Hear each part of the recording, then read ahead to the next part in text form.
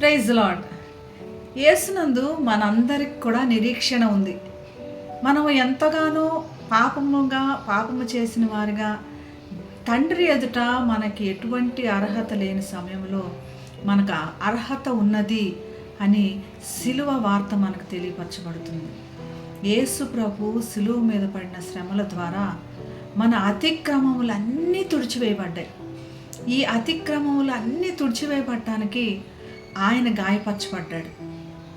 మన దోషములన్నీ కొట్టివేస్తే మరి తండ్రికి మనం చాలా గొప్పవారము, ఉన్నతమైన వారంగా మనల్ని కనపరచబడాలని ఆయన నలుకొట్టబడ్డాడు.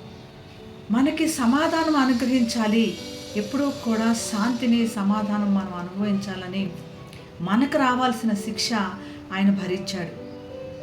మనకి అస్వస్థత, ఈ శరీరము ఆత్మీయంగా కూడా అస్వస్థత చేయాలని ఎప్పుడూ కూడా శోధకుడు ప్రయత్నం చేస్తూ ఉంటాడు. ఈ స్వస్థత కోసమై యేసు ప్రభు దెబ్బలు తినమన్నాడు. ఆయన భరించాడు, మన కోసం వేదన భరించాడు, పాపం భరించాడు, శాపం భరించాడు. కేవలము నిన్ను నన్ను పరిశుద్ధులంగా తండ్రి యొద్ద కనపరచబడటానికి. ఇది సిలువ వార్త. ఇంత గొప్పదైన సిలువ వార్త మరి మనము అనుభవిస్తూ మనందరితో కూడా పంచుకుందాం. యేసు ప్రేమను అందరికీ తెలియపరచబడదాం. యేసు ప్రేమలో ఆనందించి ఎదుగుదాం. అటువంటి కృప దేవుడు మనందరికీ దయచేయగాక. ప్రార్థన చేసుకుందాం. పరిశుద్ధుడైన యేసయ్యా తండ్రి, మా కోసమే నలుకొట్టబడి, మా కోసమే వేదన పడి, మా కోసమే ప్రభా నిందలు భరించి మాకు సమాధానము, స్వస్థత అనుగ్రహించినందుకు నీకు వందనాలు ప్రభా.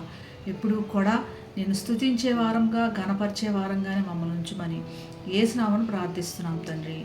ఆమేన్. Have a blessed day. God bless you.